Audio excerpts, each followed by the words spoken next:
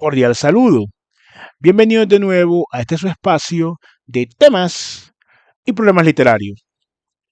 ¿Sabías que García Márquez y Hemingway se tropezaron en una concurrida calle de París por allá en los años 50? ¿Sabías además que esta experiencia aparentemente anecdótica logró ser transformada en un artículo periodístico de García Márquez que casi 45 años después de haber sido escrito nos sigue enseñando grandes lecciones sobre literatura, crítica y análisis literario? Bueno, si no lo sabías, te invitamos a quedarte hasta el final del video, debido a que vamos a explorar un poco, vamos a hacer la lectura y, como siempre, dejándote a ti la opción de también participar en el texto mediante la lectura. Damos a la oportunidad también de que conozcas el texto que se llama Mi Hemingway Personal, que fue este artículo de García Márquez publicado el 28 de julio de 1981 en el diario El País. No sin antes recordar que soy Sundiata Keita, escritor, miembro fundador del colectivo artístico Epísteme Colombia y su anfitrión en este su espacio. Pues estos dos grandes autores lo hemos tenido en el canal también, algunos textos suyos. Tuvimos uno de Hemingway y tuvimos también uno de García Márquez. De todas formas, ambos fueron premios Nobel, también comparten la similitud, que ambos fueron escritores y periodistas. Y vamos a ver, a medida de que hagamos una lectura breve, no superficial, pero sí breve, porque es un texto que, como les digo, pese a que no tiene sino un puñado de párrafos, unos 10 párrafos, sigue conservando incólume una estrategia y un estilo, y sobre todo un cómo debe ser realizado el análisis literario de un autor, aunque sea de manera, digamos, aproximativa, para invitar a los lectores a sumergirse en el mundo de este autor. Entonces, sin más preámbulos, vamos a leer y vamos a ir comentando párrafo por párrafo. Vamos a usar esta metodología de este artículo, pues ya citado, escrito por Gabriel García Márquez, llamado Mi Hemingway Personal. Ya desde el título tenemos una particularidad. Cuando él dice Mi Hemingway Personal, o cuando titula así su artículo, Hemingway es tanto una persona como una marca. Es como decir mi Ferrari personal. O sea, no es que lo esté de alguna forma, por decirlo así, anulando como ser humano y como escritor, todo lo contrario. Está elevando la categoría de persona a lo que es marca, lo que hoy se llama marca personal. En esa época pues no estaba tan cimentado ese concepto. Y esa marca que es Hemingway, él le va a dar, la va a mirar a través de sus ojos, de su prisma, pues, como escritor. Y por eso es un título bastante adecuado, bastante concreto, sintético, muy de García Márquez. Mi Hemingway Personal. Gabriel García Márquez. Lo reconocí de pronto, paseando con su esposa Mary Welch por el boulevard de Saint-Michel en París, un día de la lluviosa primavera de 1957. Caminaba por la acera opuesta en dirección del Jardín de Luxemburgo y llevaba unos pantalones de vaquero muy usados, una camisa de cuadros escoceses y una gorra de pelotero. Lo único que no parecía suyo eran los lentes de armadura metálica, redondos y minúsculos, que le daban un aire de abuelo prematuro. Había cumplido 59 años y era enorme y demasiado visible, pero no daba la impresión de fortaleza brutal que sin duda él hubiera deseado, porque tenía las caderas estrechas y las piernas un poco escuálidas sobre sus bastos. Parecía tan vivo entre los puestos de libros usados y el torrente juvenil de la Sorbona que era imposible imaginarse que le faltaban apenas 4 años para morir. Recordemos que Hemingway se suicidó 4 años pues, después, en el 61, ¿cierto? Aunque algunos biógrafos dicen que pudo ser un accidente, pero la mayoría concuerdan que fue un suicidio. Aquí vemos que hay una descripción, pero no únicamente de la ropa de Hemingway o de la persona de Hemingway, una descripción puramente, digámoslo, prosaica, plana, sino que él resalta ciertos aspectos, ¿cierto? Inclusive se atreve a sugerir cómo le habría gustado a verse Hemingway para introducirnos como lectores, para interesarnos aún más de 40 años después de haberse escrito este artículo y ya pues de haber hace ya mucho, sobre todo Hemingway, ¿no? Haber muerto los dos protagonistas pues de esta historia. Aún para el quien no los conociera queda interesado, sobre todo en ese gancho que da al final que le faltaban apenas 4 años para morir, ¿cierto? Contrastando pues la exuberancia y vitalidad de ese Hemingway que él vio por allí, pues con el hecho ineluctable de la muerte. Vamos a continuar. Por una fracción de segundo, como me ha ocurrido siempre, me encontré dividido entre mis dos oficios rivales. No sabía si hacerle una entrevista de prensa o solo atravesar la avenida para expresarle mi admiración sin reserva. Para ambos propósitos, sin embargo, había el mismo inconveniente grande. Yo hablaba desde entonces el mismo inglés rudimentario que seguía hablando siempre y no estaba muy seguro de su español de torero. De modo que no hice ninguna de las dos cosas que hubieran podido estropear aquel instante, sino que me puse las manos en bocina, como Tarzán en la selva, y grité de una acera a la otra: ¡Maestro! Ernest Hemingway comprendió que no podía haber otro maestro entre la muchedumbre de estudiantes, y se volvió con la mano en alto y me gritó en castellano con una voz un tanto pueril: ¡Adiós, amigo! Fue la única vez que lo vi. Aquí vemos cómo la pluma y lo literario, ¿cierto? Esa habilidad que tiene García Márquez y también su oficio de periodista, que él de alguna forma dicotomiza dentro de sí, pero vemos que conserva, no, digamos que no se desborda tanto el cauce literario, pero tampoco es una crónica fría, ¿cierto? E impersonal, sino que muestra ese momento anecdótico cómo trasciende, ¿cierto? Resaltando al final que fue la única vez que se vieron.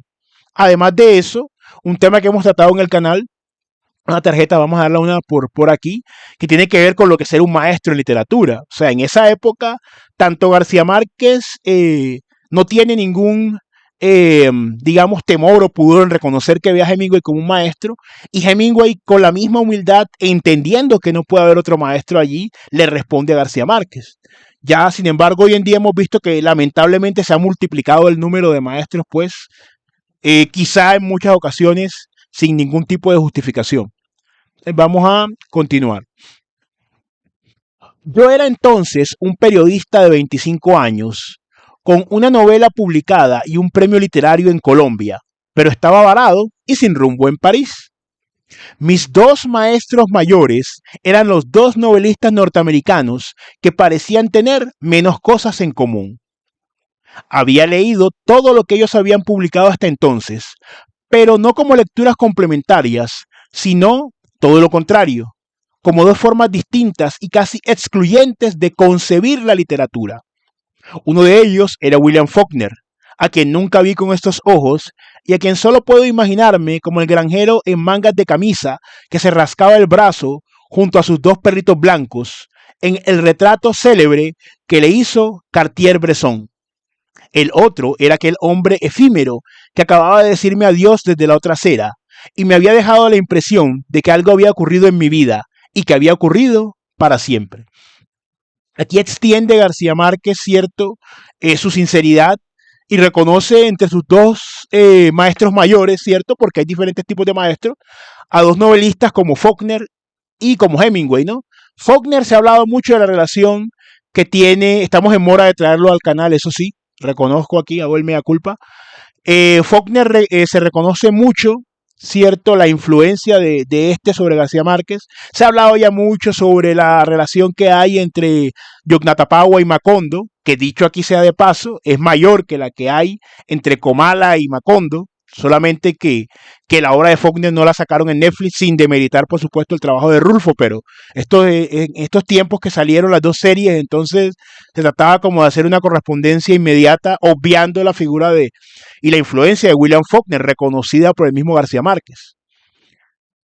También pues vuelve aquí a insistir en el cambio que tuvo ese breve encuentro e incluye la figura de Faulkner, también dejándonos algo muy interesante, y es que se puede beber de dos fuentes distintas, hasta incluso casi antagónicas, que es la relación que él plantea y la vamos a ver cómo él la va a ir desarrollando a lo largo de este artículo de prensa, pues de este ensayo que él escribe.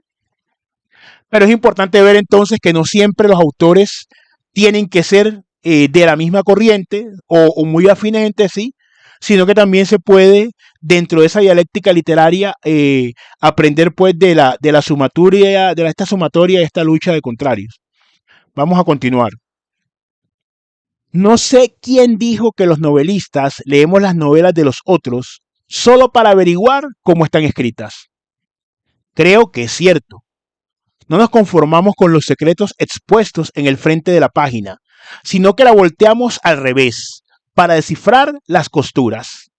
De algún modo imposible de explicar, desarmamos el libro en sus piezas esenciales y lo volvemos a armar cuando ya conocemos los misterios de su relojería personal.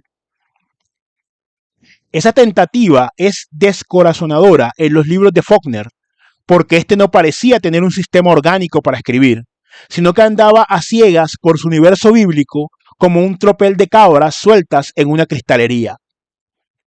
Cuando se logra desmontar una página suya, uno tiene la impresión de que le sobran resortes y tornillos y que le será imposible devolverla otra vez a su estado original. Hemingway, en cambio, con menos inspiración, menos pasión y menos locura, pero con un rigor lúcido, dejaba sus tornillos a la vista por el lado de fuera, como en los vagones de ferrocarril. Tal vez por eso Faulkner es un escritor que tuvo mucho que ver con mi alma, pero Hemingway es el que más ha tenido que ver con mi oficio. En este nuevo párrafo, García Márquez ya va explorando un poco más, de una forma un poco más metódica, valiéndose de metáforas, ¿cierto? Como la de la costura y la de la máquina y la de la relojería, la del mecanismo, pues, cómo puede explicarse, y evidentemente es así, ¿cierto? Hay excepciones geniales como la de Faulkner, en los términos de García Márquez, que no solamente por carecer de un sistema, sino que además no puede de alguna forma rastrearse el método o rastrearse la maquinaria o rastrearse la técnica mediante la cual construyeron el texto, y por eso él lo dice de esa manera, es cierto, porque digamos que son conceptos muy abstractos y es necesario para que nosotros los comprendamos, ponerlos en un nivel cierto, con estas metáforas un poco de mayor acceso. Cuando él dice que le sobran resortes y tornillos, es que hay ciertas cuestiones, ¿cierto?, que sometidas a un esquema, por decirlo así, riguroso y a un esquema metódico, no se alcanzan a explicar. Sin embargo, se logra hacer unos textos de excelente factura como lo fueron los de Faulkner. En cambio, en Hemingway, por eso él lo vincula más con su oficio, ¿cierto? De pronto Faulkner más con su alma en cuanto al lector, pero Hemingway más con su oficio en cuanto a escritor, ¿cierto? Por el tema del método, la importancia del método. Vemos que él no hace una ponderación, ¿cierto? Como estas discusiones que han seguido y que, bueno, igual seguiremos teniendo en el canal sobre esto de la brújula y el mapa y una serie de situaciones que pretenden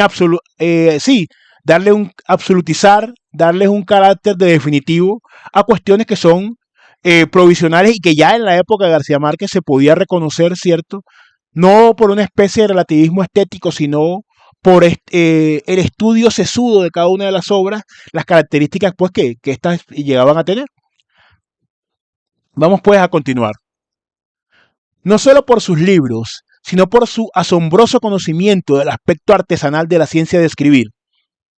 En la entrevista histórica que le hizo el periodista George Plimpton para Paris Review, enseñó para siempre, contra el concepto romántico de la creación, que la comodidad económica y la buena salud son convenientes para escribir, que una de las dificultades mayores es la de organizar bien las palabras, que es bueno releer los propios libros cuando cuesta trabajo escribir para recordar que siempre fue difícil, que se puede escribir en cualquier parte siempre que no haya visitas ni teléfono, y que no es cierto que el periodismo acabe con el escritor, como tanto se ha dicho, sino todo lo contrario, a condición de que se abandone a tiempo. Una vez que escribir se ha convertido en el vicio principal y el mayor placer, dijo, solo la muerte puede ponerle fin. Con todo, su lección fue el descubrimiento de que el trabajo de cada día solo debe interrumpirse cuando ya se sabe cómo va a empezar al día siguiente. No creo que se haya dado jamás un consejo más útil para escribir. Es, ni más ni menos, el remedio absoluto contra el fantasma más temido de los escritores, la agonía matinal frente a la página en blanco. Estos temas siguen siendo hoy tan relevantes, tan importantes, se hacen cursos, se hacen talleres, se hacen conversatorios, discusiones, foros, porque evidentemente hallar esta clase de consejos para escribir, sistematizados de una forma que es agradable, ¿cierto?, para nosotros como lectores y como escritores, se hace cada vez más tremendamente difícil, porque estas reflexiones no vienen de una persona que lo pensó un momento, que vio un video en YouTube, que leyó algo, sino que ya en el caso de Hemingway, que es que aquí García Márquez rescata sus ideas fundamentales, ¿cierto?, sobre cómo escribir. Por ejemplo, sí, las buenas condiciones económicas, evidentemente, eliminar distractores, recordar el trabajo anterior para ver que la dificultad, eso tiene que ver también un poco con lo que hablamos acá, con lo del bloqueo del escritor, con lo del síndrome del impostor, con una serie de cosas que hemos tratado acá en el canal. Tiene que ver, ¿por qué? Porque nos están dando consejos prácticos ya hace casi 45 años y aún más, porque él está citando una entrevista que le hicieron a Hemingway, en la cual él da unos consejos prácticos, pues, para superar, por ejemplo, cuando se habla de lo del bloqueo del escritor, pues la página en blanco, ¿cierto? Entonces tiene una gran relevancia e importancia, y como todo lo de sustancia, pues es atemporal, se puede utilizar en una época posterior. En este caso, y no está circunscrito pues a un periodo o a un problema determinado. Vamos a continuar. Toda la obra de Hemingway demuestra que su aliento era genial, pero de corta duración. Y es comprensible. Una tensión interna como la suya, sometida a un dominio técnico tan severo, es insostenible dentro del ámbito vasto y azaroso de una novela. Era una condición personal, y el error suyo fue haber intentado rebasar sus límites espléndidos. Es por eso que todo lo superfluo se nota más en él que en otros escritores. Sus novelas parecen cuentos desmedidos a los que les sobran demasiadas cosas. En cambio, lo mejor que tienen sus cuentos es la impresión que causan de que algo les quedó faltando, y es eso precisamente lo que les confiere su misterio y su belleza. Jorge Luis Borges, que es uno de los grandes escritores de nuestro tiempo, tiene los mismos límites, pero ha tenido la inteligencia de no rebasarlos. Vemos aquí cómo él, pese a considerarlo su maestro, se atreve a hacer una crítica argumentada a Hemingway, ¿no? Diciendo que era mejor o un cuentista mucho más sólido que era como novelista.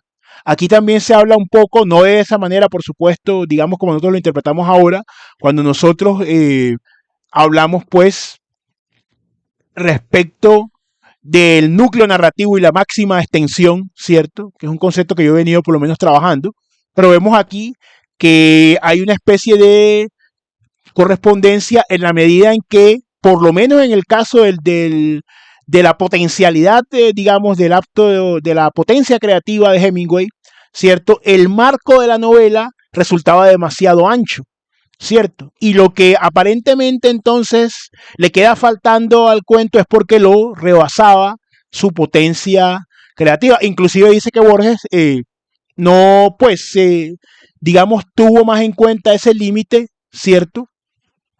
Y también vemos que se puede hacer una crítica, ¿cierto? Sin caer en la adulación y tampoco pues de una manera corrosiva o cáustica, perdón, que no aporte realmente nada a quien lo está leyendo como nosotros lo estamos haciendo, a pesar de todo el tiempo que ha pasado.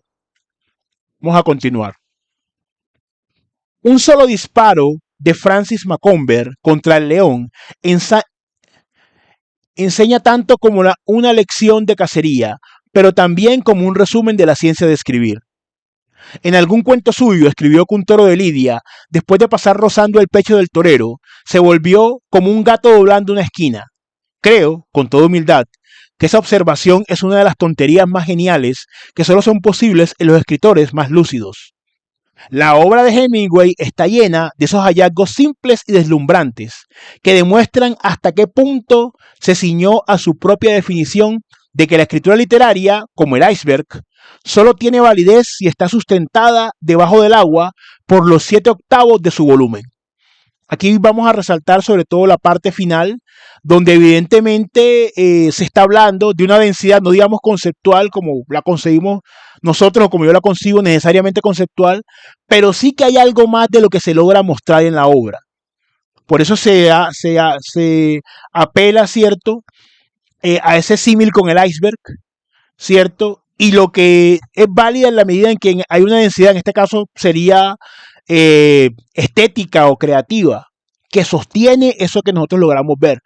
Que a pesar de que pase mucho tiempo, usted puede volver a ese texto y va a encontrar otros elementos a medida que sus presaberes o su visión ha ido cambiando, se ha ido aumentando. Entonces, muy importante conservar esa fórmula del iceberg de Hemingway y tenerla en cuenta para nuestros propios textos. Vamos a continuar. Esa conciencia técnica será sin duda la causa de que Hemingway no pase a la gloria por ninguna de sus novelas, sino por sus cuentos más estrictos. Hablando de por quién doblan las campanas, él mismo dijo que no tenía un plan preconcebido para componer el libro, sino que lo inventaba cada día a medida que lo iba escribiendo.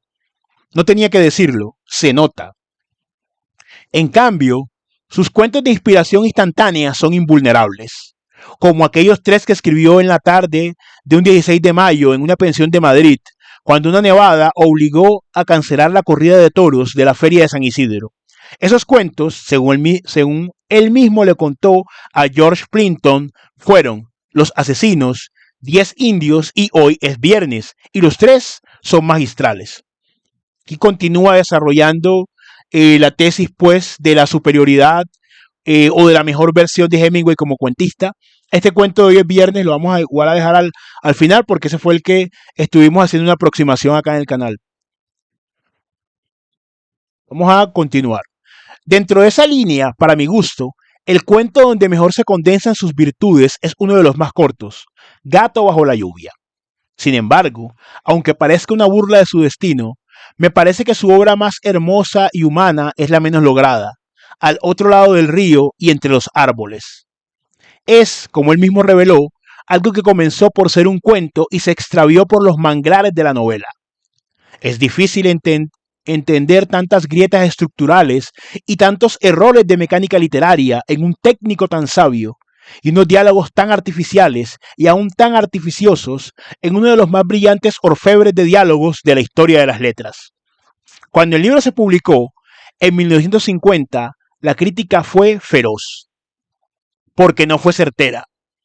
Hemingway se sintió herido donde más le dolía y se defendió desde La Habana con un telegrama pasional que no pareció digno de un autor de su tamaño. No solo era su mejor novela, sino también la más suya, pues había sido escrita en los albores de un otoño incierto, con las nostalgias irreparables de los años vividos y la premonición nostálgica de los pocos años que le quedaban por vivir. En ninguno de sus libros dejó tanto de sí mismo, ni consiguió plasmar con tanta belleza y tanta ternura el sentimiento esencial de su obra y de su vida, la inutilidad de la victoria. La muerte de su protagonista, de apariencia tan apacible y natural, era la prefiguración cifrada de su propio suicidio. Vemos que este párrafo, pues lógicamente está bellamente escrito, ¿cierto? Pese a que aborda aspectos técnicos como el tema de los diálogos, como el tema y de nuevo vuelve, ¿cierto? A que era un cuento que se salió, por así decirlo, de causa y puesto después en nuestros términos, desde nuestro análisis, de alguna forma fue más allá, ¿cierto? Y agotó la potencia creativa de Hemingway. Sin embargo, reconoce, o él por lo menos desde su punto de vista, la crítica que esa novela no fue, digamos, la más certera, digamos, la más razonable, y realza esa novela pese a los mismos errores, por ejemplo, en los diálogos que él está reconociendo. O sea, pese a que no es libro en cuanto a lo técnico sí es el más humano de Hemingway, en términos de García Márquez. Vamos a continuar ya con el último párrafo. Cuando se convive por tanto tiempo con la obra de un escritor entrañable, uno termina sin remedio por revolver su ficción con su realidad. He pasado muchas horas de muchos días leyendo en aquel café de la Place de Saint Michael que él consideraba muy bueno para escribir, porque le parecía simpático, caliente, limpio y agradable.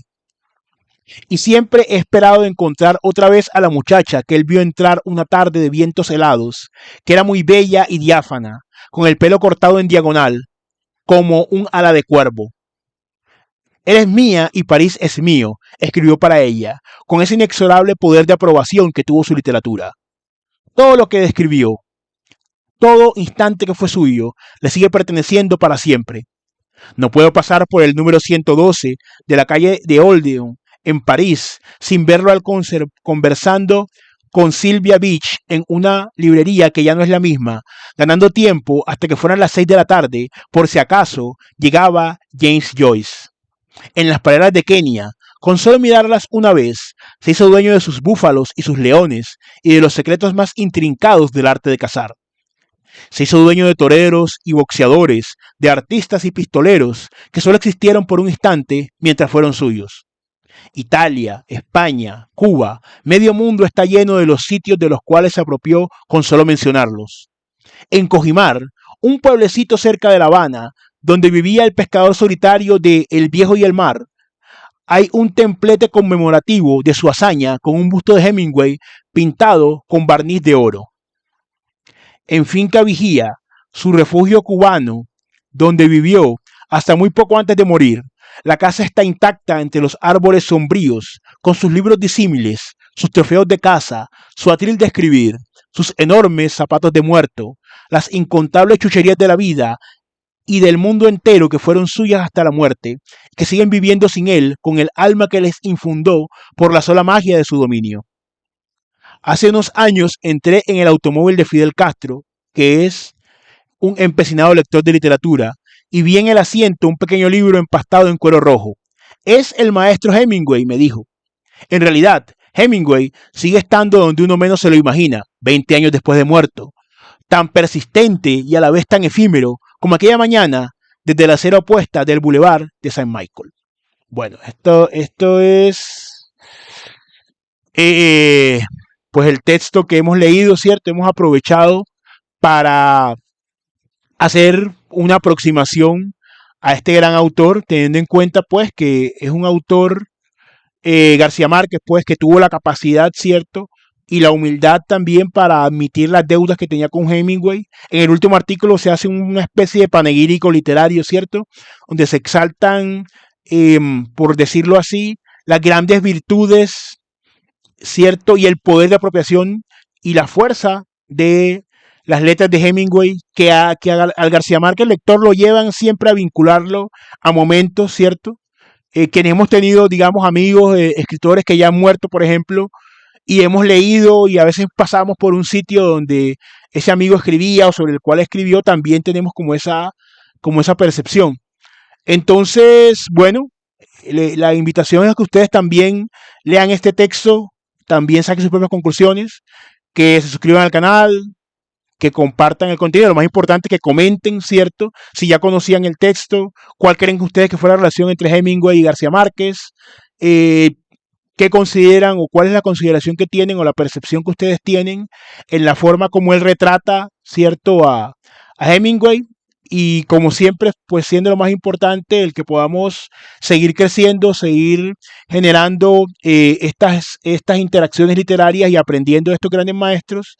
No siendo más por el momento, nos veremos en un siguiente episodio de Epísteme Colombia Literatura.